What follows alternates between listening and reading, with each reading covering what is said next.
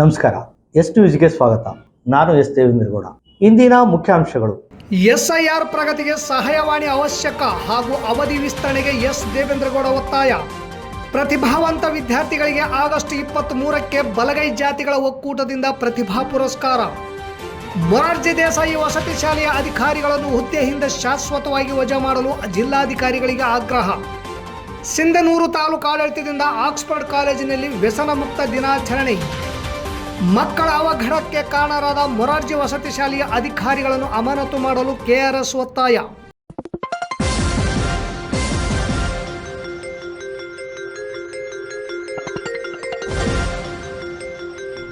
S news, ಇದು ನಿಮ್ಮ ಧ್ವನಿ.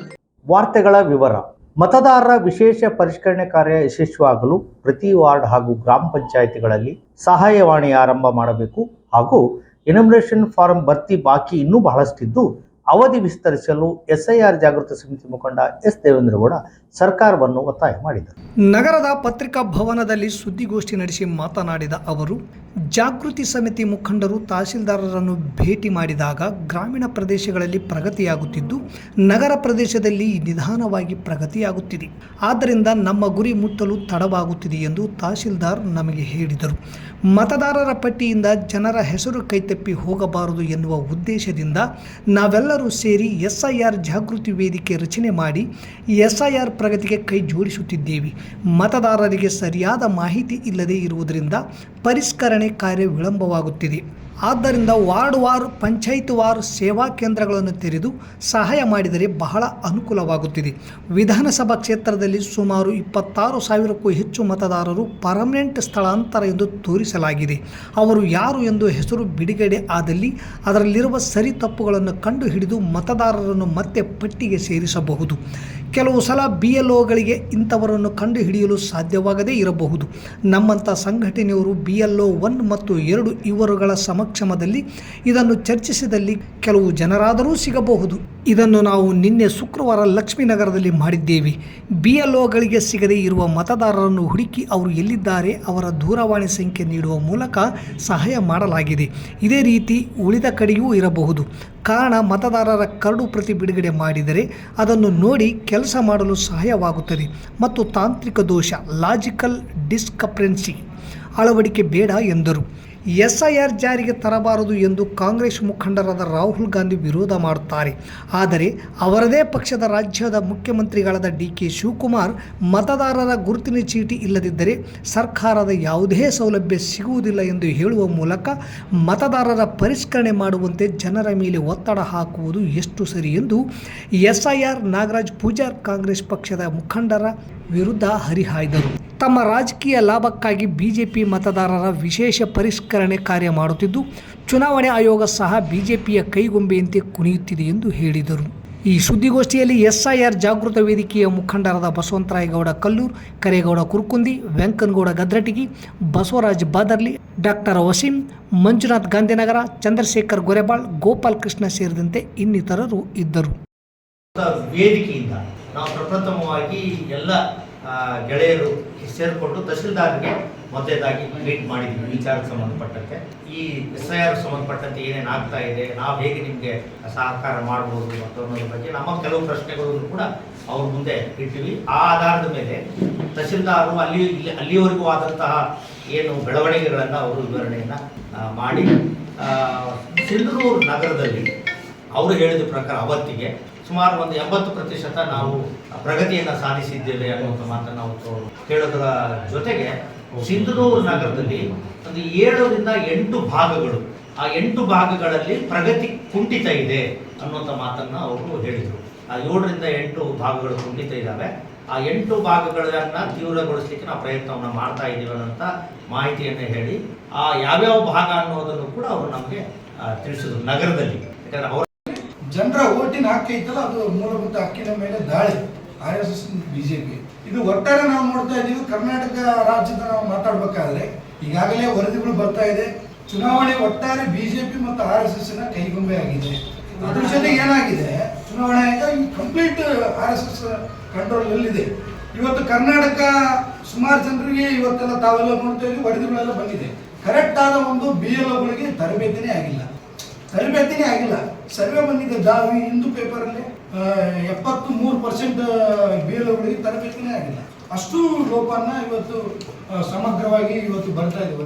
ಬಡ ಮತ್ತು ಮಧ್ಯಮ ವರ್ಗದ ಮಕ್ಕಳಿಗೆ ಶೈಕ್ಷಣಿಕ ಭವಿಷ್ಯ ರೂಪಿಸಿಕೊಳ್ಳಲು ಪ್ರೋತ್ಸಾಹಿಸುವ ನಿಟ್ಟಿನಲ್ಲಿ ಕರ್ನಾಟಕ ರಾಜ್ಯ ಬಲಗೈ ಜಾತಿಗಳ ಒಕ್ಕೂಟ ಜಿಲ್ಲಾ ಸಮಿತಿ ವತಿಯಿಂದ ಪ್ರತಿಭಾ ಪುರಸ್ಕಾರ ಕಾರ್ಯಕ್ರಮ ಹಮ್ಮಿಕೊಳ್ಳಲಾಗಿದೆ ಎಂದು ತಾಲೂಕು ಅಧ್ಯಕ್ಷರಾದ ವೀರೇಶ್ ಹಂಚಿನಾಳ್ ತಿಳಿಸಿದರು. ನಗರದ ಪತ್ರಿಕಾ ಭವನದಲ್ಲಿ ಆಗಸ್ಟ್ 1 ಶನಿವಾರ ಪತ್ರಿಕಾಗೋಷ್ಠಿ ನಡೆಸಿ ಮಾತನಾಡಿದ ಅವರು, ಆಗಸ್ಟ್ 23ರಂದು 2025-26ನೇ ಸಾಲಿನ SSLC ಮತ್ತು PUC ಪರೀಕ್ಷೆಗಳಲ್ಲಿ 70% ಅಂಕಗಳು ಪಡೆದ ಕರ್ನಾಟಕ ರಾಜ್ಯ ಬಲಗೈ ಜಾತಿಗಳ ಒಕ್ಕೂಟ ವಿದ್ಯಾರ್ಥಿಗಳಿಗೆ ರಾಯಚೂರಿನ ಪಂಡಿತ್ ಸಿದ್ದರಾಮ ಜಂಬಲ್ದಿನ್ನಿ ರಂಗಮಂದಿರದಲ್ಲಿ ಪ್ರತಿಭಾ ಪುರಸ್ಕಾರ ಹಾಗೂ ಗೌರವ ಸನ್ಮಾನ ಕಾರ್ಯಕ್ರಮ ಹಮ್ಮಿಕೊಂಡಿದ್ದು, ವಿದ್ಯಾರ್ಥಿನಿಯರು ಶಾಲಾ ಕಾಲೇಜು ಪ್ರಾಂಶುಪಾಲರಿಂದ ಪಡೆದ ದೃಢೀಕೃತ ಅಂಕಪಟ್ಟಿ, ಆಧಾರ್ ಕಾರ್ಡ್, ಜಾತಿ ಪ್ರಮಾಣ ಪತ್ರ ಮತ್ತು ಮೊಬೈಲ್ ಸಂಖ್ಯೆಯೊಂದಿಗೆ ಆಗಸ್ಟ್ 16ರ ಅವಧಿ ಒಳಗಾಗಿ ವೀರೇಶ್ ಹಂಚಿನಾಳ್ ಮೊಬೈಲ್ ನಂಬರ್ 8150978739, ವಿರುಪಣ್ಣ ಬೂದಿವಾಳ್ ಅವರ ಮೊಬೈಲ್ ನಂಬರ್ 9740420855 ಇವರನ್ನು ಸಂಪರ್ಕಿಸಿ ಹೆಸರು ನೋಂದಾಯಿಸಿಕೊಳ್ಳಬೇಕೆಂದು ಮನವಿ ಮಾಡಿದರು. ಈ ವೇಳೆ ಸಮಾಜದ ಹಿರಿಯ ಮುಖಂಡರಾದ ನರಸಪ್ಪ ಕಟ್ಟಿಮನಿ, ಹನುಮಂತಪ್ಪ ಗೋಮರ್ಸಿ, ಶರಣಪ್ಪ ಸೋಮನಾಳ್, ಮೌಲಪ್ಪ ವಕೀಲರು, ಹುಸೇನಪ್ಪ ರಾಗಲ್ಪರ್ವಿ, ರಾಜು ಉದ್ಬಾಳ್, ವಿರುಪಣ್ಣ ಬೂದಿವಾಳ್, ಪಂಪಾಪತಿ ಏಳುರಾಗಿ ಕ್ಯಾಂಪ್, ದುರ್ಗಪ್ಪ ಮಲ್ಲಾಪುರ್ ಸೇರಿದಂತೆ ಇನ್ನಿತರರು ಇದ್ದರು.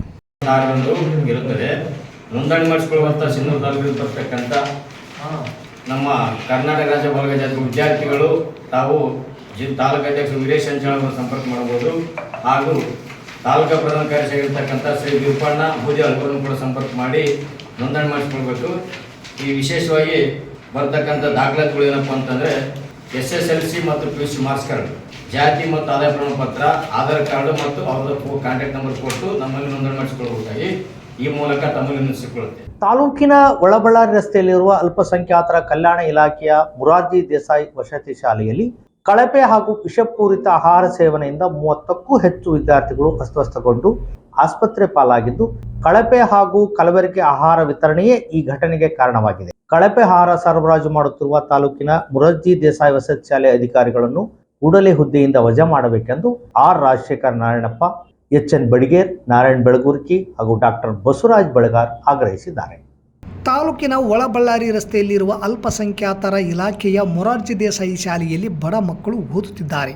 ಅವರ ಊಟದಲ್ಲಿ ವಿಷಪೂರಿತ ಆಹಾರ, ಅತ್ಯಂತ ಕಳಪೆ ಮಟ್ಟದ ಅಕ್ಕಿ ಹಾಗೂ ಶುಭ್ರತೆ ಇಲ್ಲದ ಆಹಾರ ಸೇವಿಸಿ ವಿದ್ಯಾರ್ಥಿಗಳು ಅಸ್ತವ್ಯಸ್ತಗೊಂಡು ಆಸ್ಪತ್ರೆ ಪಾಲಾಗಿದ್ದು ಶೋಚನೀಯ.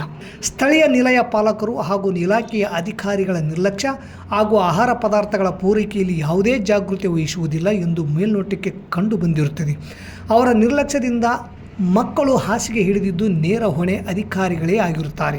ಹಾಗಾಗಿ ಸಂಬಂಧಪಟ್ಟ ಉನ್ನತ ಅಧಿಕಾರಿಗಳು ಇವರುಗಳನ್ನು ಹುದ್ದೆಯಿಂದ ಶಾಶ್ವತವಾಗಿ ವಜಾ ಮಾಡಬೇಕೆಂಬುದು ನಮ್ಮ ಒತ್ತಾಯವಾಗಿದೆ. ಬಡ ಹಿಂದುಳಿದ ವರ್ಗಗಳ ಮಕ್ಕಳು ಓದುವ ಸಂಸ್ಥೆಯ ಬಗ್ಗೆ ಇವರು ಕಟು ನಿರ್ಲಕ್ಷ್ಯ ಧೋರಣೆ ಹೊಂದಿರುತ್ತಾರೆ. ಸಂಬಂಧಪಟ್ಟ ಪ್ರಾಂಶುಪಾಲರು ಹಾಗೂ ಅಧಿಕಾರಿಗಳು ಮತ್ತು ಅಡುಗೆ ಸಿಬ್ಬಂದಿಗಳು ಸಹ ಇಂಥ ಅವಘಡಗಳಿಗೆ ಕಾರಣರಾಗುತ್ತಾರೆ. ಈ ಕುರಿತು ತಾಲೂಕಿನ ಜನಪ್ರತಿನಿಧಿಗಳು ಅಲ್ಪಸಂಖ್ಯಾತರ ಕಲ್ಯಾಣ ಇಲಾಖೆಯನ್ನು ಒಳಗೊಂಡು ಇತರೆ ಯಾವುದೇ ಇಲಾಖೆಯ ಮೇಲೆ ಗಮನ ಹರಿಸಿರುವುದಿಲ್ಲ. ಅಧಿಕಾರಿಗಳು ಯಾರ ಭಯವಿಲ್ಲದೆ ಮಕ್ಕಳಿಗೆ ಪೂರೈಸಬೇಕಾದ ಗುಣಮಟ್ಟದ ಆಹಾರದ ಬದಲಿಗೆ ಕಳಪೆ ಮಟ್ಟದ ಅಕ್ಕಿ ಹಾಗೂ ಶುಭ್ರತೆ ಇಲ್ಲದ ಪದಾರ್ಥಗಳ ಪೂರೈಸಿ ಹಣ ಲಪಟಾಯಿಸುವ ದಂಧೆಯಲ್ಲಿ ನಿರತರಾಗಿರುವುದು ಎಗ್ಗಿಲ್ಲದೆ ಸಾಗಿದೆ. ಸ್ಥಳೀಯ ಚುನಾಯಿತ ಜನಪ್ರತಿನಿಧಿಗಳು ಇವರಿಗೆ ಸೂಕ್ತ ಲಗಾಮು ಹಾಕುವ ಕೆಲಸ ಮಾಡದೇ ಇರುವುದು ಖಂಡನೀಯ. ಅಧಿಕಾರಿಗಳು ಮಿತಿ ಮೀರಿದ ದುರಾಸೆ, ನಿರ್ಭಯತೆ, ಭ್ರಷ್ಟಾಚಾರ ಮುಂತಾದ ಅವ್ಯವಹಾರಗಳಲ್ಲಿ ತೊಡಗಿರುವುದು ಎದ್ದು ಕಾಣುತ್ತಿದೆ. ಸಮಯಾನುಸಾರ ವಸತಿ ನಿಲಯಕ್ಕೆ ಭೇಟಿ ಕೊಡದೇ ಇರುವುದು ಹಾಗೂ ಕೂತಲ್ಲಿಯೇ ಮೇಲ್ವಿಚಾರಣೆ ಮಾಡುವ ಪರಿಪಾಠ ಅಧಿಕಾರಿಗಳಿಗೆ ರೂಢಿಯಾದಂತಿದೆ. ಹಾಗಾಗಿಯೇ ಇಂದು ವಿದ್ಯಾರ್ಥಿಗಳು ಗಂಭೀರವಾಗಿ ಹಾಸಿಗೆ ಹಿಡಿದ ಕಾರಣ ಅವರ ಆರೋಗ್ಯದ ಮೇಲೆ ವ್ಯತಿರಿಕ್ತ ಪರಿಣಾಮ ಬೀರಿದ್ದು ಇದೆ. 30ಕ್ಕೂ ಹೆಚ್ಚು ಬಡ ವಿದ್ಯಾರ್ಥಿಗಳು ಗಂಭೀರ ಸ್ಥಿತಿಯಲ್ಲಿದ್ದರೂ ಇಲ್ಲಿಯವರೆಗೆ ಇದಕ್ಕೆ ಕಾರಣವಾದ ಯಾವ ಅಧಿಕಾರಿಗಳ ಮೇಲೆಯೂ ಕ್ರಮ ಜರುಗಿಸಿರುವುದಿಲ್ಲ. ಇದು ತಾಲೂಕು ಆಡಳಿತ ವ್ಯವಸ್ಥೆ ಸಂಪೂರ್ಣ ಕುಸಿದು ಹೋಗಿದೆ ಎಂಬುದಕ್ಕೆ ನಿದರ್ಶನವಾಗಿದೆ. ತಾಲೂಕು ದಂಡಾಧಿಕಾರಿಗಳು ಸೇರಿದಂತೆ ಸಂಬಂಧಪಟ್ಟ ಇಲಾಖೆಯ ಹಿರಿಯ ಅಧಿಕಾರಿಗಳು ಸಹ ಘಟನಾ ಸ್ಥಳಕ್ಕೆ ಬಂದಿರುವುದಿಲ್ಲ. ಇದು ಅಕ್ಷಮ್ಯ ಮತ್ತು ಬೇಜವಾಬ್ದಾರಿ ಧೋರಣೆಯಾಗಿದೆ. ಇವರ ಬೇಜವಾಬ್ದಾರಿ ಧೋರಣೆಯನ್ನು ಖಂಡಿಸುತ್ತೇವೆ. ವಿದ್ಯಾರ್ಥಿಗಳ ಅಸ್ವಸ್ಥತೆಗೆ ಕಾರಣವಾದ ಅಧಿಕಾರಿಗಳನ್ನು ಕೂಡಲೇ ಹುದ್ದೆಯಿಂದ ಶಾಶ್ವತವಾಗಿ ವಜಾ ಮಾಡಬೇಕೆಂದು ಜಿಲ್ಲಾಧಿಕಾರಿಗಳಿಗೆ ಈ ಮೂಲಕ ಒತ್ತಾಯಿಸುತ್ತೇವೆ. ಹಾಗೆಯೇ ಕರ್ನಾಟಕದ ಘನ ಸರ್ಕಾರ ಕೂಡ ಈ ಘಟನೆಯ ಕುರಿತು ವರದಿ ಪಡೆದುಕೊಂಡು ತುರ್ತು ಕ್ರಮಕ್ಕೆ ಮುಂದಾಗಬೇಕೆಂದು ಹೇಳಿದರು. ಈ ಸಂದರ್ಭದಲ್ಲಿ ಆರ್ ರಾಜಶೇಖರ್, ನಾರಾಯಣಪ್ಪ, ವೀಕ್ಷಕರು, ಕರ್ನಾಟಕ ಪ್ರದೇಶ ಕಾಂಗ್ರೆಸ್ ಸಮಿತಿ, ಎಚ್.ಎನ್. ಬಡಿಗೇರ್, ನಾರಾಯಣ ಬೆಳಗುರ್ಕಿ, ಡಾಕ್ಟರ್ ಬಸವರಾಜ ಬಡಿಗೇರ್ ಆಗ್ರಹಿಸಿದರು. ಮಾನವ ಜನ್ಮ ದೊಡ್ಡದು, ಅದನ್ನು ಸರಿಯಾದ ರೀತಿಯಲ್ಲಿ ಸದ್ಬಳಕೆ ಮಾಡಿಕೊಂಡು ಹಾಳು ಮಾಡಿಕೊಳ್ಳದೆ ಇಂದಿನ ಯುವಕರು ದುಶ್ಚಟಗಳಿಂದ ದೂರವಿರಬೇಕೆಂದು. ವ್ಯಸನಗಳು ಮನೆ ಸಂಸಾರವನ್ನು ಹಾಳು ಮಾಡಿ ಬೀದಿಗೆ ತಂದು ನಿಲ್ಲಿಸುತ್ತವೆ. ಅದಕ್ಕಾಗಿ ಅವುಗಳಿಂದ ದೂರವಿರಬೇಕೆಂದು ಕರ್ನಾಟಕ ರಾಜ್ಯ ಮಕ್ಕಳ ಹಕ್ಕುಗಳ ರಕ್ಷಣಾ ಆಯೋಗದ ಸದಸ್ಯರಾದ ಸತ್ಯನಾರಾಯಣ ಷಷ್ಠಿ ಅವರು ಹೇಳಿದರು. ಈ ಕಾರ್ಯಕ್ರಮವನ್ನು ಉದ್ದೇಶಿಸಿ ಮಾತನಾಡಿದ ನಗರಸಭೆ ಪೌರಾಯುಕ್ತರಾದ ಪಾಂಡುರಂಗ ಇಟಿಗಿ ಅವರು, ವಿದ್ಯಾರ್ಥಿಗಳು ಏಕಾಗ್ರತೆಯಿಂದ ಓದು ಹಾಗೂ ಇನ್ನಿತರೆ ಚಟುವಟಿಕೆಗಳಲ್ಲಿ ತಲ್ಲೀನರಾಗಬೇಕು. ಅಲ್ಲದೆ ಇಂದಿನ ಯುವಕರು ದುಶ್ಚಟಗಳಿಂದ ದೂರವಿರುವುದು ಜೊತೆಗೆ ಮೊಬೈಲ್ ಬಳಕೆಯಿಂದ ದೂರ ಇರಬೇಕೆಂಬ ಸಲಹೆ ನೀಡಿದರು. ದುಶ್ಚಟಗಳು ನಮ್ಮನ್ನು ಹಾಳು ಮಾಡುತ್ತವೆ. ಇದರಿಂದ ನಮಗಷ್ಟೇ ಅಲ್ಲದೆ ನಮ್ಮ ಕುಟುಂಬ ಕೂಡ ನೋವು ಅನುಭವಿಸುತ್ತದೆ. ಅದಕ್ಕಾಗಿ ಯುವಕರು ಉತ್ತಮ ಅಭ್ಯಾಸಗಳನ್ನು ರೂಢಿಸಿಕೊಳ್ಳಲು ಪಾಟೀಲ್ ಶಿಕ್ಷಣ ಸಂಸ್ಥೆಯ ಕಾರ್ಯದರ್ಶಿ ಆರ್.ಸಿ. ಪಾಟೀಲ್ ಅವರು ಸಲಹೆ ನೀಡಿದರು. ಸಿಂಧನೂರು ತಹಶೀಲ್ದಾರ್ ಅರುಣ್ಕುಮಾರ್ ದೇಸಾಯಿ ತಮ್ಮ ಅಧ್ಯಕ್ಷತೆಯ ಮಾತುಗಳಲ್ಲಿ ಇಳಕಲ್ಲಿನ ಚಿತ್ತರಿಗೆ ಶ್ರೀ ವಿಜಯ ಮಹಂತೇಶ್ವರ ಮಠದ ಸ್ವಾಮೀಜಿ ಡಾಕ್ಟರ್ ಮಹಂತ ಸ್ವಾಮೀಜಿ ಜನ್ಮದಿನವನ್ನು ವ್ಯಸನಮುಕ್ತ ದಿನವನ್ನಾಗಿ ಹಲವಾರು ವರ್ಷಗಳ ಕಾಲ ಗ್ರಾಮ, ನಗರ, ನಾಡಿನ ಇತರೆಡೆಗಳಲ್ಲಿ ಸಂಚರಿಸಿ ಇಂದಿನ ಯುವಕರಿಗೆ ದುಶ್ಚಟಗಳನ್ನು ತಮ್ಮ ಜೋಳಿಗೆಗೆ ಹಾಕಿಸಿಕೊಳ್ಳುವ ಮೂಲಕ ತಮ್ಮ ಮಾತುಗಳಿಂದ ಅನೇಕ ಯುವಕರ ಮನಸ್ಸನ್ನು ಪರಿವರ್ತಿಸಿ ಅನೇಕ ಯುವಕರನ್ನು ಸರಿದಾರಿಗೆ ತಂದಿಟ್ಟರು. ಇಂದಿನ ಯುವ ಪೀಳಿಗೆ ದಾರಿ ತಪ್ಪುತ್ತಿದ್ದಾಗ ಸ್ವತಃ ಸ್ವಾಮೀಜಿಗಳೇ ಮಹತ್ವ ಕಾರ್ಯಕ್ಕೆ ಮುಂದಾಗಿದ್ದರು. ಅದಕ್ಕಾಗಿ ತಾವೆಲ್ಲರೂ ದುಶ್ಚಟಗಳಿಂದ ದೂರವಿದ್ದು ಉತ್ತಮ ನಾಗರಿಕರಾಗಿ ಸಮಾಜದಲ್ಲಿ ಬಾಳಿ ದುಶ್ಚಟಗಳಿಗೆ ದಾಸರಾಗಿ ಜೀವನವನ್ನು ಹಾಳು ಮಾಡಿಕೊಳ್ಳಬೇಡಿ ಎಂದು ಕರೆ ನೀಡಿದರು. ಈ ಕಾರ್ಯಕ್ರಮವನ್ನು ಉಪನ್ಯಾಸಕ ಶಿವರಾಜ್ ಸಾಲಿಮಠ್, ನಾಗರಾಜ್ ನಡೆಸಿಕೊಟ್ಟರು. ಆಕ್ಸ್ಫರ್ಡ್ ಕಾಲೇಜಿನ ವಿದ್ಯಾರ್ಥಿಗಳು ಕಾರ್ಯಕ್ರಮದಲ್ಲಿ ಪಾಲ್ಗೊಂಡಿದ್ದರು. ತಾಲೂಕಿನ ಹೊರವಲಯದ ಒಳಬಳ್ಳಾ ರಸ್ತೆಯಲ್ಲಿರುವ ಮುರಾರ್ಜಿ ದೇಸಾಯಿ ವಸತಿ ಶಾಲೆಯಲ್ಲಿ ಹುಳ ಬಿದ್ದು ಮತ್ತು ಕಲುಷಿತಗೊಂಡ ಆಹಾರ ಸೇವಿಸಿ 70ಕ್ಕೂ ಹೆಚ್ಚು ಬಡ ವಿದ್ಯಾರ್ಥಿಗಳು ಹೊಟ್ಟೆ ನೋವು, ವಾಂತಿ, ತಲೆನೋವಿನಿಂದ ಬಳಲಿ ಆಸ್ಪತ್ರೆಗೆ ದಾಖಲಾಗಿರುವ ಘಟನೆ ಜರುಗಿದ್ದು, ಬಡ ಮಕ್ಕಳ ಜೊತೆ ಚೆಲ್ಲಾಟವಾಡುತ್ತಿರುವ ಶಾಲೆಯ ಪ್ರಾಂಶುಪಾಲ, ವಾರ್ಡನ್ ಹಾಗೂ ಅಡಿಗೆ ಸಿಬ್ಬಂದಿ ಅಜಾಗರೂಕತೆಯನ್ನು ಕರ್ನಾಟಕ ರಾಜ್ಯ ಸಮಿತಿ ಕೆಆರ್ಎಸ್ ಪಕ್ಷವು ಖಂಡಿಸುತ್ತದೆ ಎಂದು ಕಾರ್ಯಾಧ್ಯಕ್ಷ ಕೃಷ್ಣ ಸುಕಲ್ಪೇಟ್ ಹೇಳಿದರು. ನಗರದ ಪತ್ರಿಕಾ ಭವನದಲ್ಲಿ ಶನಿವಾರದಂದು ಸುದ್ದಿಗೋಷ್ಠಿ ನಡೆಸಿ ಮಾತನಾಡಿದ ಅವರು, ಘಟನೆ ನಡೆದ ತಕ್ಷಣ ಶಾಸಕರು, ತಹಶೀಲ್ದಾರ್, ತಾಲೂಕು ಪಂಚಾಯಿತಿ ಹಾಗೂ ನಗರಸಭೆ ಅಧಿಕಾರಿಗಳು ಮೊರಾರ್ಜಿ ವಸತಿ ಶಾಲೆಗೆ ಬರುವಷ್ಟರಲ್ಲಿಯೇ ಅಡುಗೆ ದಾಸ್ತಾನು, ಹುಳ ಬಿದ್ದ ಅಕ್ಕಿ, ಕೊಳೆತ ತರಕಾರಿ ಹಾಗೂ ಇನ್ನಿತರೆ ಸಾಮಗ್ರಿಗಳನ್ನು ಸ್ವಚ್ಛಗೊಳಿಸಿ ಸಾಕ್ಷ್ಯ ನಾಶ ಮಾಡಿದ್ದಾರೆ. ಘಟನೆಗೆ ಸಂಬಂಧಿಸಿದಂತೆ ವಸತಿ ನಿಲಯಕ್ಕೆ ನೋಡಲು ಬಂದ ಅಧಿಕಾರಿಗಳ ಕಣ್ಣಿಗೆ ಎಲ್ಲವೂ ಆಲ್ ಈಸ್ ರೈಟ್ ಎಂದು ತೋರಿಸಲು ಸಿದ್ಧಪಡಿಸಿದ್ದು ಅತ್ಯಂತ ಖಂಡನೀಯ. ಅಲ್ಲದೆ ಮಧ್ಯಾಹ್ನದ ಊಟದ ನಂತರ ಆಸ್ಪತ್ರೆಗೆ ದಾಖಲಾದ 80ಕ್ಕೂ ಹೆಚ್ಚು ಮಕ್ಕಳ ಪೈಕಿ ಆಸ್ಪತ್ರೆ ದಾಖಲೆಗಳಲ್ಲಿ ಕೇವಲ 30 ಮಕ್ಕಳು ಮಾತ್ರ ಚಿಕಿತ್ಸೆ ಪಡೆದಿದ್ದಾರೆ ಎಂದು ಸುಳ್ಳು ಮಾಹಿತಿ ನೀಡಲಾಗಿದೆ. ರಾಜಕಾರಣಿಗಳ ಮತ್ತು ಮೇಲಾಧಿಕಾರಿಗಳ ಒತ್ತಡಕ್ಕೆ ಮಣಿದು ಸಂಜೆ 4 ಗಂಟೆಯೊಳಗೆ ಯಾವ ಮಕ್ಕಳಿಗೂ ತೊಂದರೆಯಾಗಿಲ್ಲ ಎಂಬಂತೆ ಅವಸರದಲ್ಲಿ ಡಿಸ್ಚಾರ್ಜ್ ಮಾಡಿ ಮನೆಗೆ ಕಳುಹಿಸಿರುವುದು ಹಲವು ಅನುಮಾನಗಳಿಗೆ ಎಡೆ ಮಾಡಿಕೊಟ್ಟಿದೆ. ಈ ಕಾರಣವಾಗಿ ಪ್ರಾಂಶುಪಾಲ್, ವಾರ್ಡನ್, ಸೂಪರ್ಡೆಂಟ್ ಹಾಗೂ ಸಂಬಂಧಪಟ್ಟ ಅಡುಗೆ ಸಿಬ್ಬಂದಿಗಳನ್ನು ಸೇವೆಯಿಂದ ಅಮಾನತು ಮಾಡಬೇಕು. ರಾಜಕೀಯ ಒತ್ತಡ ಮತ್ತು ಆಸ್ಪತ್ರೆ ದಾಖಲೆಗಳಲ್ಲಾದ ಅಕ್ರಮ ಬಗ್ಗೆ ತನಿಖೆಯಾಗಬೇಕು. ವಸತಿ ಶಾಲೆಗೆ ಪೂರೈಕೆಯಾಗುವ ಪಡಿತರ ಸಾಮಗ್ರಿಗಳ ಗುಣಮಟ್ಟವನ್ನು ತನಿಖೆಗೆ ಒಳಪಡಿಸಬೇಕು. ಜಿಲ್ಲಾಡಳಿತ ಕೂಡಲೇ ತಪ್ಪಿತಸ್ಥರ ವಿರುದ್ಧ ಕಠಿಣ ಕಾನೂನು ಕ್ರಮ ಕೈಗೊಳ್ಳಬೇಕು. ತಪ್ಪಿದರೆ ಕರ್ನಾಟಕ ರಾಷ್ಟ್ರ ಸಮಿತಿ ಪಕ್ಷದಿಂದ ಜಿಲ್ಲೆಯಾದ್ಯಂತ ಬೃಹತ್ ಹೋರಾಟ ಹಮ್ಮಿಕೊಳ್ಳಲಾಗುವುದು ಎಂದು ಎಚ್ಚರಿಸಿದರು. ಈ ಸಂದರ್ಭದಲ್ಲಿ ಜಿಲ್ಲಾ ಉಪಾಧ್ಯಕ್ಷ ಶರಣಪ್ಪ ಅಂಚಿನಾಳ್, ಜಿಲ್ಲಾ ಜಂಟಿ ಕಾರ್ಯದರ್ಶಿ ಜಿ. ವೆಂಕಟೇಶ್ ಮಾನ್ವಿ, ತಾಲೂಕು ಅಧ್ಯಕ್ಷ ವೀರೇಶ್ ಕೋಟೆ, ತಾಲೂಕು ಕಾರ್ಯಾಧ್ಯಕ್ಷ ಹುಸೇನ್ ಸಾಬ್ ಮೇಸ್ತ್ರಿ, ತಾಲೂಕು ಪ್ರಧಾನ ಕಾರ್ಯದರ್ಶಿ ಗಿರಿಯಪ್ಪ ರಾಠೋಡ್, ಸಂಘಟನಾ ಕಾರ್ಯದರ್ಶಿ ಸಾದಿಕ್, ಸೋಮನಾಥ್, ಲಕ್ಷ್ಮಣ, ಹಸೇನ್ ಸೇರಿ ಅನೇಕ ಪದಾಧಿಕಾರಿಗಳಿದ್ದರು. ಪೂರ್ಣವಾಗಿ ಕೊಟ್ಟಿದ್ದೀವಿ. ಸಂಪೂರ್ಣವಾಗಿ ಬೇಜವಾಬ್ದಾರಿ, ನಿರ್ಲಕ್ಷ್ಯ ಅನ್ಬೇಕು. ಅಧಿಕಾರಿ ಇಲ್ಲಿ ವಾರ್ಡನ್ಗಳು ಅನ್ಕೋಬೇಕು, ಅಲ್ಲಿ ಇರುವಂಥ ಸ್ಥಳೀಯ ಅಧಿಕಾರಿ ಅನ್ಕೋಬೇಕು.